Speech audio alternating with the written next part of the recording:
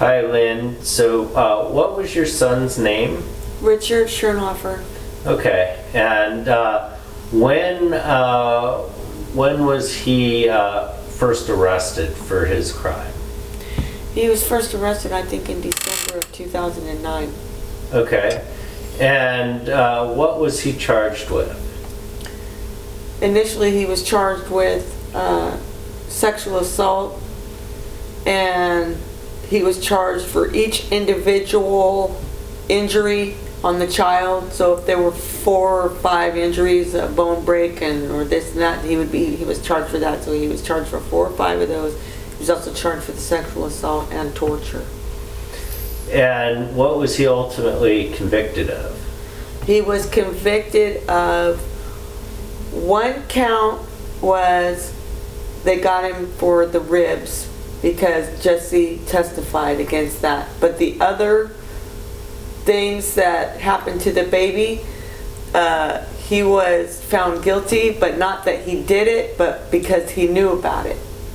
That's the way the law was written, or something like that. And what was his sentence? 16 years, 8 months. And do you believe your son was innocent of the charges? Absolutely, my son was innocent. And can you kind of describe what they accused him of and then what happened in the trial? They accused my son initially of molesting that baby and beating her up. They don't have any evidence whatsoever. They have no DNA. They have no witnesses. They went on a witch hunt. And if I recall correctly, some of the injuries they were able to determine were older. Before his relationship with the girlfriend? Exactly. And she had already at least 2 other CPS cases going on in Modoc County. So why did they focus on your son rather than the mother? I have no idea. That is something I never could figure out. They made a deal with her right away, and they went on a witch hunt after him. And they let her plead guilty to 5 felonies. Hers were all child endangerment. Hers were all that she didn't do it, but she knew about it. And she got a sentence of 6 years, which she did 3. And for 5 felonies. How old was the baby when he started the relationship? I think 8 months. They weren't together that long when all of this went down. That's why I'm saying that this is really important about the injuries themselves. Some of the injuries were older than their relationship, so that should prove something right there. I would think so, but no, they had Jesse that they made a deal with, who testified against my son, that she said when he wrapped the baby up in a blanket and swaddled the baby, she heard a crack, like he, wrapped up the baby and then pushed down and cracked the ribs. And she even said it was the ribs. Well, how do you know what you heard? If you heard a crack, you can't say, oh, that was the ribs. That's basically what she did. Did you ever figure out why the jury convicted him based on the information that was out there to them? They convicted him based on the jury's instructions, because the jury's instructions were clear. I don't have a copy of the jury's instructions. They had to keep them from me, but I have the rest of the trial in my house, the transcript.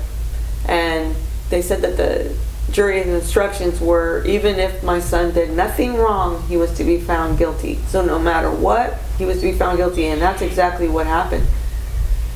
And because they're saying that he knew about the injuries and didn't report them, or what? They're saying that he knew about the injuries exactly and didn't report them. And how old was your son when this relationship? He barely 18 years old. So a barely 18-year-old gets into a relationship. How old was the woman? She's the same age as him. But she already had the baby at that point. So yes. He gets into a relationship. How familiar was he with taking care of babies and small children? He didn't have any experience with babies or small children, whatever. And that's not, when they finally took the molestation off there, that was a big relief to me because the baby wasn't molested, but they had held that charge on there for so long, you know. It's like my son, when we go to a party or something, kids were the farthest thing from his mind. He would be rather hang out with the teenagers and people more his age. That's what he did. He just kind of left the kids alone, let them play in their room, you know, and would take off. It just doesn't make any sense. And then, why don't you describe what happened to him, first of all, leading up to the trial. You said he was put in solitary confinement for 2 years? Yes. My son was put in solitary confinement for the entire time that he was at the jail in Yolo County, almost 2 years for his trial, and all the way through his trial. And that changed my son's mentality.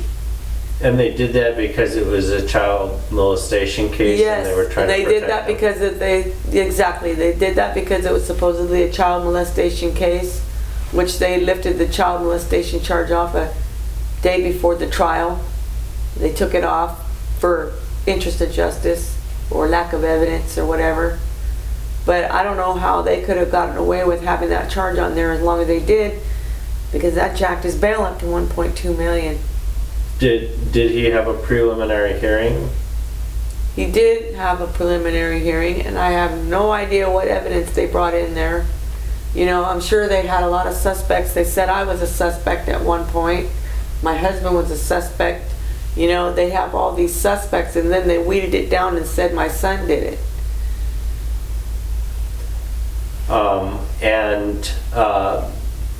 Tell me about the torture charge.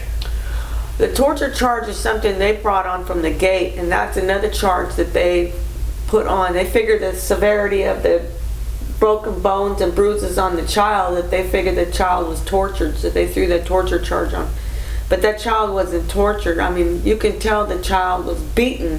But to me, when I think of torture, I'm thinking of cases like those guys that chained that kid up to the fireplace and branded it, and and all that and stuff. I mean, that's torture. I mean, it's not right to beat on a child, but there's a difference between a beating and torture, I think. But they put torture on him from the gate. That also raised the bail up to $1.2 million. Those two charges carry life sentences, and they jacked the bail up to $1.2 million, where I couldn't get him out, and he had to stay in solitary confinement for 2 years.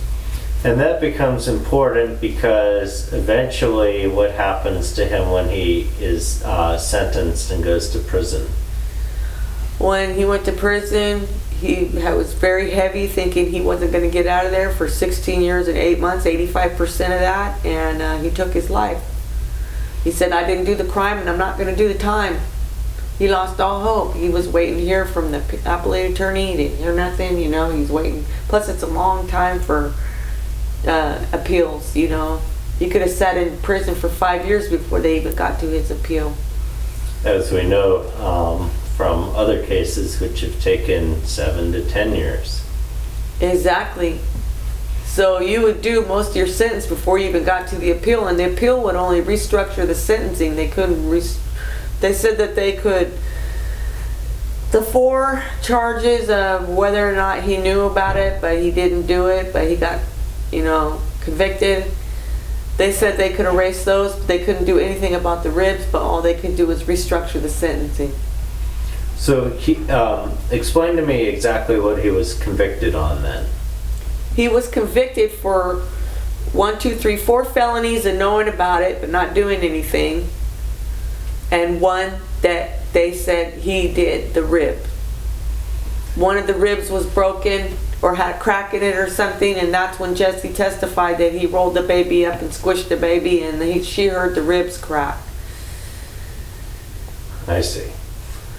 So that's the only one that they got him for that he did, that they're saying he did. Add up to 16 years, and because of the enhancement. Each one of those ones that each felony is like, oh, they maxed him out on everything. My son had never been in trouble with the law, really. He never had a felony or anything, and they maxed him out on his sentence because they have sentencing options. They can do a few months or a year or 3 years per charge, and they maxed him out on everything they can max him out on. And after you add it all up, it added up to 16 years, 8 months at 85%. So there are a couple of things I want to focus on. So the first thing is that the only thing that he was actually convicted of where he inflicted the injury was the rib, correct? Yes. And so are they saying he did that intentionally? Because that doesn't sound like something that was intentional. They're saying it was intentional. They're saying that my son was a monster. They're saying that my son beat that child. But they only painted a convicted picture. him of the rib, and Exactly. the rib sounds like, maybe it happened, but, that could happen to almost anybody. Exactly. And then the other And four... we brought that in there and said that the babies are fragile and everything, but they don't want to hear any about that. And then the other thing that seems quite odd is that they get him on 4 counts of failure to report, and yet they're punishing him more severely for the failure to report than they're punishing the mother for the actual infliction. Exactly. All right. Anything else you want to say? No, that's it.